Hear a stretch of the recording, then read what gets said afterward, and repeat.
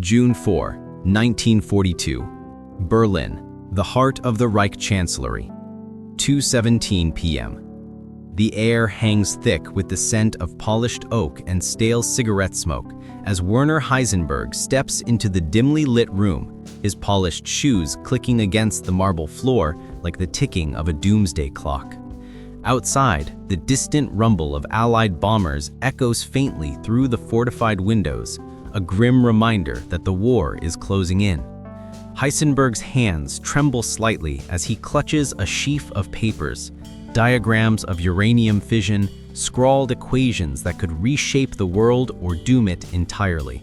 Across the table, Armaments Minister Albert Speer leans forward, his eyes sharp as daggers, flanked by SS officers whose uniforms seem to absorb the light. No words yet, just the weight of expectation, the unspoken question: can we build the bomb before they do? Heisenberg adjusts his glasses, feeling the chill of the room seep into his bones despite the summer heat outside. He's no soldier, no fanatic like the men around him, but a physicist, a man of quantum uncertainties, now thrust into the certainty of war's brutality. The meeting begins with Speer's clipped voice cutting through the silence. "Professor, the Führer demands results. Our uranium project, tell us, can it deliver the ultimate weapon?" Heisenberg hesitates, his mind racing back to the labs in Leipzig and Berlin, where experiments with heavy water and uranium-235 have yielded only frustration, explosions that fizzle instead of chain react. He knows the truth. Germany's program is stumbling, starved of resources, while whispers from neutral Switzerland hint at American exiles like Einstein pushing their own atomic agenda. As he speaks, his voice steady but laced with caution, Heisenberg outlines the science. The fission process is viable, Minister. Split the atom, release energy beyond imagination, a bomb that could level cities. But then the caveat, the warning that burns in his throat. It would require industrial might we don't possess, enrichment plants the size of factories, thousands of scientists, billions in Reichsmarks, and time, 2 years, perhaps more. Speer's face hardens. He probes deeper, asking if the Allies could be ahead. Heisenberg nods slowly, recalling intercepted papers, rumors of a massive project across the Atlantic. If they've mobilized their émigrés, Fermi, Szilard, they might already be forging the chain. We are behind. The room falls silent, the officers exchanging glances. Speer presses. And if we push everything, steel, manpower, all for this Oran Verein? Heisenberg meets his gaze, the weight of the Reich's fate pressing down. He thinks of his family, of the moral abyss of handing Hitler such power. Even then, it might not be enough. The physics is unforgiving. You can almost feel the tension coiling like a spring, the unspoken dread that this isn't just a technical briefing, it's a confession of impending doom. Speer rises, promising to relay it to Hitler himself. As Heisenberg leaves, the door closing behind him with a finality that echoes in his soul, he wonders, have I just sealed Germany's defeat? Or saved the world from a worse horror? But the seeds of realization are only beginning to root. In the labs, the failures mount. Graphite moderators contaminated, heavy water supplies bombed in Norway by British commandos. Heisenberg pores over reports late into the night, his desk lamp casting long shadows that mirrored the darkness encroaching on the Third Reich. Colleagues like Otto Hahn, the man who first split the atom in 1938, share grim updates. Werner, our Chainer siphon designs are flawed. The isotopes won't separate cleanly. Experiments at the Kaiser Wilhelm Institute yield partial successes, a sustained reaction here, a neutron burst there, but never the critical mass needed for a weapon. Meanwhile, Allied air raids intensify, factories reduced to rubble, scientists drafted to the front. Heisenberg's mind drifts to the exiles, those Jewish physicists Hitler drove out, now fueling America's war machine. He recalls a clandestine meeting in Copenhagen the previous year with Niels Bohr, his mentor, where he hinted at the bomb's possibility, only to see horror in Bohr's eyes. Did Bohr pass it on? The uncertainty gnaws at him. By late 1942, intelligence trickles in, massive construction in the American Southwest, code-named sites swallowing resources. They're calling it Manhattan, a spy report whispers. Heisenberg confides in a trusted aide. If they've cracked enrichment, we're racing a ghost. The dramatic realization hits during a stormy night in Berlin when he stares at failed uranium graphs. Germany isn't just lagging, it's doomed in this atomic arms race. Yet the warning to Hitler, filtered through Speer, falls on deaf ears.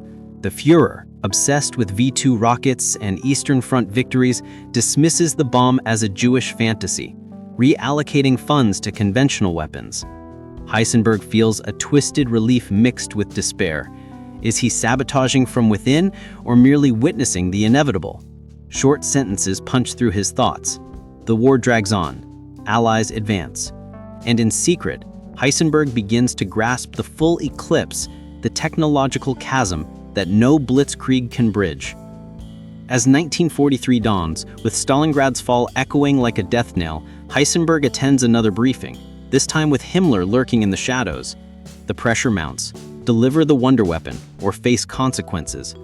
But the experiments falter again. A reactor test in a cave near Hagerloch leaks radiation, sickening technicians. Heisenberg warns his team, "We're building a reactor, not a bomb, and even that may be too late." Fleeting glimpses of Allied progress come via captured documents, a downed pilot's ramblings. Oak Ridge, Hanford, they're purifying plutonium. His heart sinks.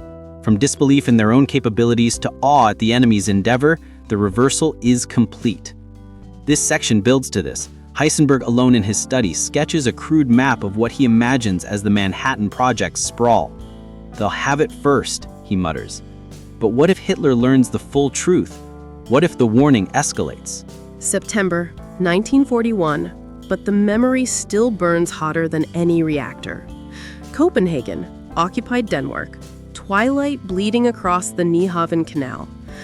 Werner Heisenberg walks the cobblestone streets beside his old mentor, Niels Bohr, both men wrapped in heavy coats against the Baltic chill. You can almost taste the salt air, hear the muffled clank of German patrol boats on the water. They speak in whispers, because every shadow might be Gestapo. Heisenberg leans close. "Niels, the fission work. It could end the war in a single night." Bohr stops dead, his pipe frozen halfway to his lips. The older man's eyes widen, not with excitement, but with horror. "You are building it for him?" he hisses. Heisenberg hesitates, searching for words that won't damn him. "No, I'm trying to understand what is possible." But the damage is done. Bohr pulls away, the friendship fracturing like uranium under neutron fire. In that moment, Heisenberg plants the seed himself, an accidental warning that will sprint across the Atlantic faster than any career. Fast forward to August 1943. Farmhall, England is still years away, but the intelligence web is already tightening. British SOE agents parachute into Norway, skis slicing moonlit snow as they glide toward the Vemmark heavy water plant perched on a cliff above the Rjukan Valley. You feel the icy wind bite their faces, hear the crunch of frozen pine needles underfoot. Inside the plant, German guards stamp their feet against the cold, unaware that commandos are wiring explosives to the electrolysis chambers. One muffled blast later, 3,000 pounds of precious heavy water cascade into the gorge below, lost forever. In Berlin, Heisenberg receives the telegram at 3 a.m. His hand trembles as he reads the single line, "Vemmark, production halted indefinitely." Another nail. Back in the Hagerloch cave, 1944 now, Heisenberg crouches beside a squat pile of uranium cubes dangling from wires like some grotesque chandelier. Technicians in lead-lined coats watch gauges flicker. "Criticality in 30 seconds, one whispers. The room holds its breath. Needles climb, then stutter. The reaction dies. Not enough moderator, not enough purity, not enough time. Heisenberg straightens, the cave's damp chill soaking through his lab coat. "Gentlemen," he says quietly, "we are not building a bomb. We are building a monument to what might have been. That night, he writes a letter he will never send, addressed to his wife, Elizabeth, back in the Bavarian mountains. If the Americans succeed where we have failed, the war ends not with a treaty, but with a sunrise that never sets. He underlines the word sunrise twice, then burns the page in the stove, watching the flames devour his confession. Across the ocean, the real sunrise is already being forged. Los Alamos, New Mexico, summer 1944. J. Robert Oppenheimer paces the desert floor at dawn, cigarette glowing like a tiny star. Enrico Fermi adjusts dials inside a squash court-turned reactor beneath the University of Chicago Stadium. Groves's engineers pour concrete for K-25, a building so vast it disappears over the horizon. Heisenberg catches fragments.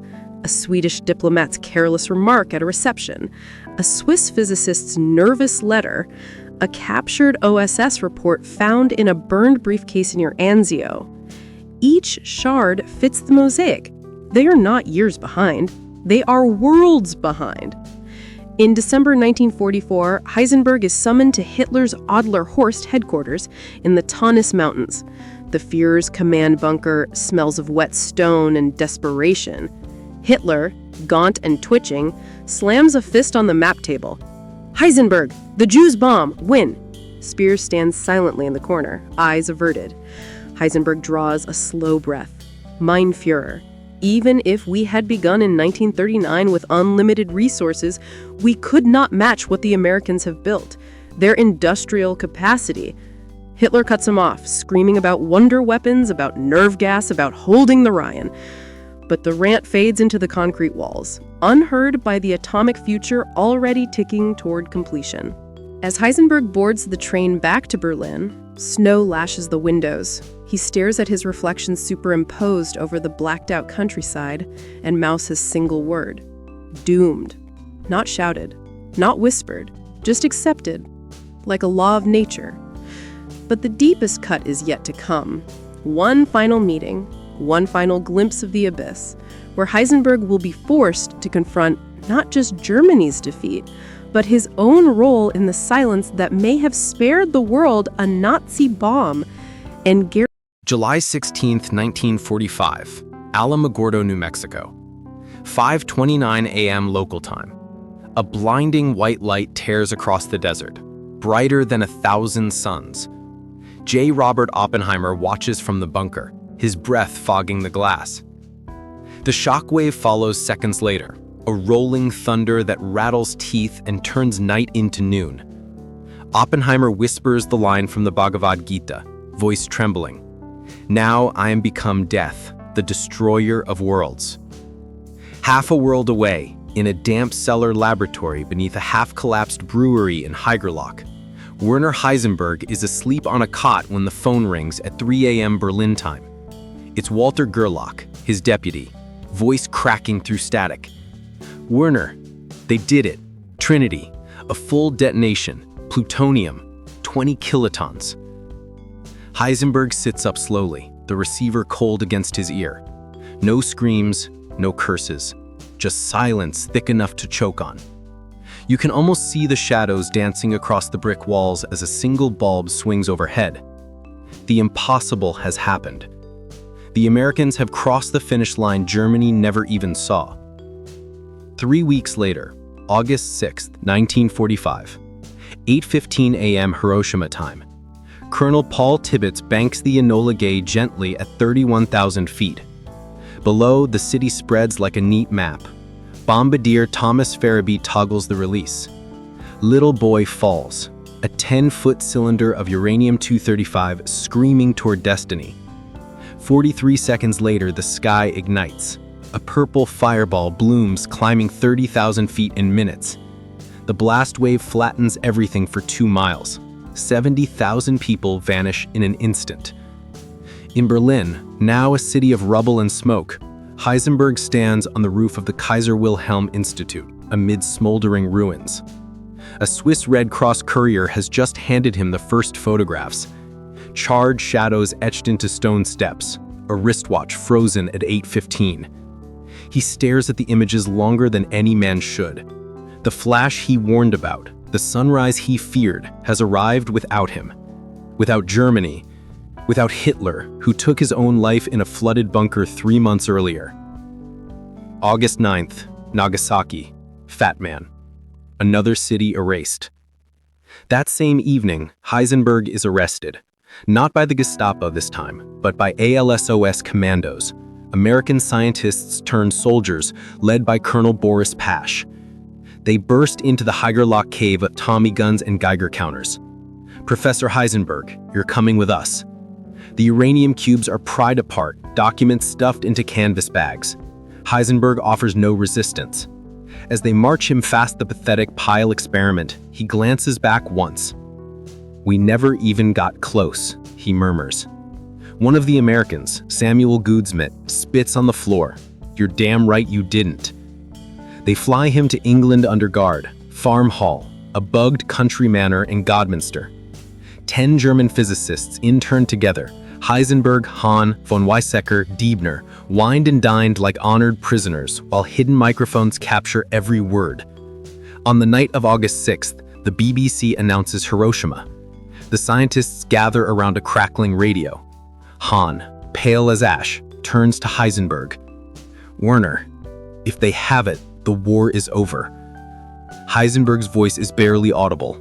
"It was over the day they started and we didn't." The microphones catch the rest. Shock, disbelief. Then the painful dissection.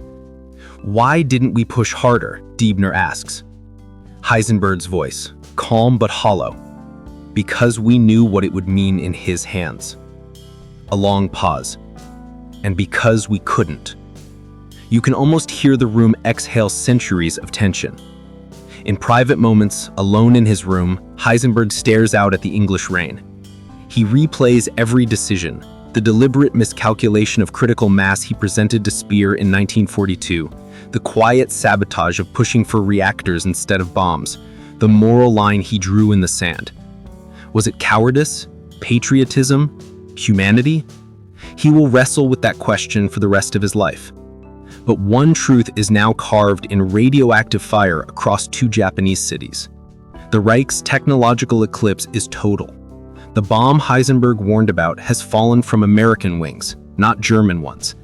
And in that terrible irony lies the final bitter realization that he helped ensure Hitler never got the weapon and guaranteed Germany's annihilation all the same. The war ends days later. Japan surrenders. The scientists are told they'll be sent home soon. Heisenberg packs a single suitcase. Inside, wrapped in handkerchief, are the Hiroshima shadow photographs. He will keep them until his death in 1976, a private reminder of the sunrise that never came from Berlin, and the one that rose over Hiroshima instead. Yet even now, in the quiet of Farm Hall, a final reckoning waits. One last conversation that will force Heisenberg to confront whether his warning saved the world or merely delayed its reckoning with the atom. August 14th, 1945. Farm Hall, 11:42 p.m. The grand dining room smells of cold roast beef and pipe tobacco. Rain lashes the tall windows like machine gun fire. The 10 German physicists sit around a mahogany table littered with teacups and crumpled BBC bulletins. Japan has just surrendered. The war is officially over. But for these men, the real war, the one inside their heads, is only beginning. Major T.H. Rittner, the British officer in charge, has left them alone with a bottle of whiskey and the hidden microphones rolling. Otto Hahn pours with shaking hands. Carl Friedrich von Weizsäcker stares into his glass like it holds the future. Heisenberg stands by the fireplace, one foot on the hearth, watching flames devour a log the way the bomb devoured Hiroshima. Hahn breaks the silence first. "We should have built it," his voice cracks. "If we had given him the bomb in 1942, the war would have ended on our terms." The room erupts. Deibner slams the table. "We could have, if they had given us the resources." Von Lau shakes his head. "And then what? A Nazi empire armed with the power of the sun?" Heisenberg says nothing. Not yet. You can almost feel the heat of the fire on his face, the weight of every unspoken choice pressing against his ribs. Then von Weizsäcker turns to him. Werner, you told Speer it would take years. You told Hitler it was impossible. Did you lie? The question hangs in the smoky air like a noose. Heisenberg finally speaks, voice low, deliberate. I told them what they needed to hear to keep the project small, to keep it from becoming a weapon in his hands. Hahn gasps. You sabotaged it? No, Heisenberg replies, eyes fixed on the flames. I protected the world from what we might have done with it, and I protected us from what he would have done to us if we failed. A long silence. The fire pops. Outside, thunder rolls across the fens. Later, alone in the library, Heisenberg finds a scrap of paper and a pencil. He writes a single equation, the critical mass calculation he presented to Speer in 1942. Then beside it, he writes the real number, the one he discovered months earlier but buried. The difference is staggering. With the correct figure, a bomb could have been ready by late 1944. He stares at the two columns of numbers until the paper blurs. Did he save humanity, or merely choose which humanity would burn? The microphones catch a final exchange the next morning. The prisoners are packing. Heisenberg folds a shirt, pauses, and says to no one in particular, I used to think physics was the search for truth. Now I know it's the search for the least terrible lie. September 45. The prisoners are released in stages. Heisenberg steps off the train in Göttingen under a gray sky, greeted by his wife Elizabeth and their children, who barely recognize the hollow-eyed man in the rumpled suit. He kisses them silently, then walks home through streets still smelling of cordite and lilies growing wild in bomb craters. That night he opens the suitcase, unwraps the Hiroshima shadow photographs, and places them in a drawer beneath his socks. He never shows them to anyone, not his students, not his biographers. Only once, decades later, does he take them out again. 1974, Munich, dying of cancer. He holds the images up to the lamp one last time. I warned them, he whispers to the empty room. The flash that never came from Germany lit up the world anyway, and in the silence that followed, Werner Heisenberg lived with the echo of a sunrise he both prevented and made inevitable.